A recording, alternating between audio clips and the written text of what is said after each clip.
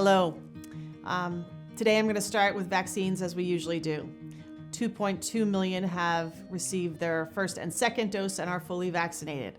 All of that is great news. It shows us the tremendous progress that has been made and the efforts from the federal government, the state government, and the hundreds of thousands of people who are now vaccinating people and making sure that we have this available for our communities.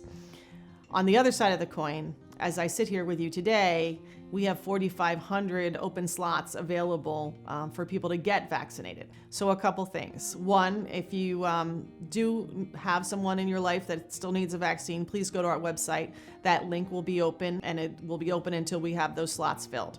Secondly, we know that next week, Monday, April 19th, all those 16 and above are eligible.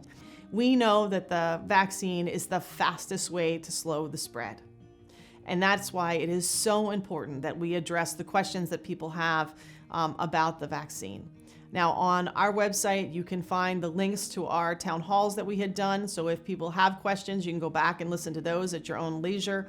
What we know is that our physician community is the source of great truth. And when people are hesitant and they go to their doctors and they have those conversations, often that will be the deciding factor. So I encourage you also to reach out to your physician and have some of those conversations.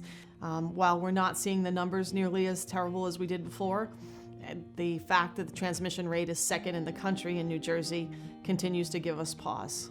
We need to make sure we're modeling the right behavior, right? Washing our hands, remaining socially distanced, continuing to wear our masks, and getting our vaccines.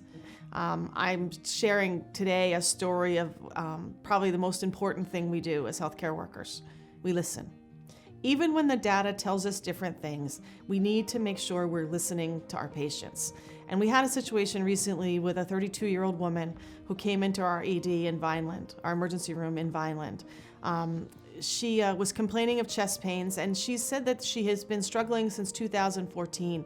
Thank goodness, Cassandra Volgarakis and Christine Jelinski were on that day, and they heard her. They heard her saying something's got to be wrong. So even though the EKG came back normal, they went back and they listened one more time, and sure enough, they caught that abnormality. They caught that one little thing that told them, uh-oh, I've got a problem. And immediately engaged the physicians, saw the same things that they saw, and they airlifted her to our partner in cardiac care, Cooper, and they immediately went in for emergency surgery, and she had a cardiac ablation. Her life was saved because Cassandra and Christine listened.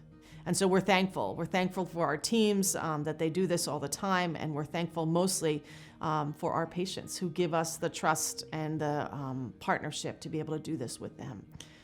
I'm also thankful for the tremendous support we continue to receive from our community. And one way recently that same team at Vineland was recognized in the emergency room was that the National Junior Honor Society from Woodland Country Day School in Bridgeton brought forward snacks and goodies just as a little treat for the staff to say thank you. And we're so grateful for those just outpouring of community support, and mostly because that shows us the volunteerism of our next generation and how much comfort it gives us to know that there are people who are going to continue to volunteer and think with empathy about others. This week is National Health Decision Day on April 16th. It's a day that is set aside to talk about advanced directives. What it really is about making sure that you have plans in place. As the only child, only daughter of two elderly parents, we've spent a lot of time talking about this. My parents did their advanced directives decades ago when they were much younger. We did it actually under the title of the 5 Wishes, which was hysterical because my father's wishes were very different than my mother's wishes. And it actually turned out to be a very fun, humorous conversation. Having clarity about that, especially now as they're older, gives me a tremendous amount of comfort. A, that we've had those conversations, and B, that I know exactly what their wishes are. And I would encourage you to think about that as you know on the 16th of April, but also think about it in reference to your own families and your own lives.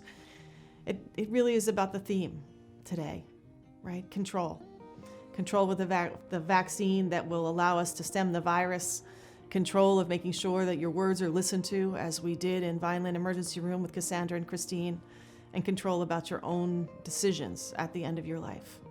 As always, I'm tremendously grateful that you allow Inspira to walk this journey with you, to be part of these happy times and the times where we know there are going to be difficult decisions to be made. Regardless of what is required, we want you to know that we are grateful. Grateful for the trust you put in us, grateful for those moments that we can be there with you, and most importantly, grateful to be that trusted provider in your community. Until we meet again, be well and stay safe.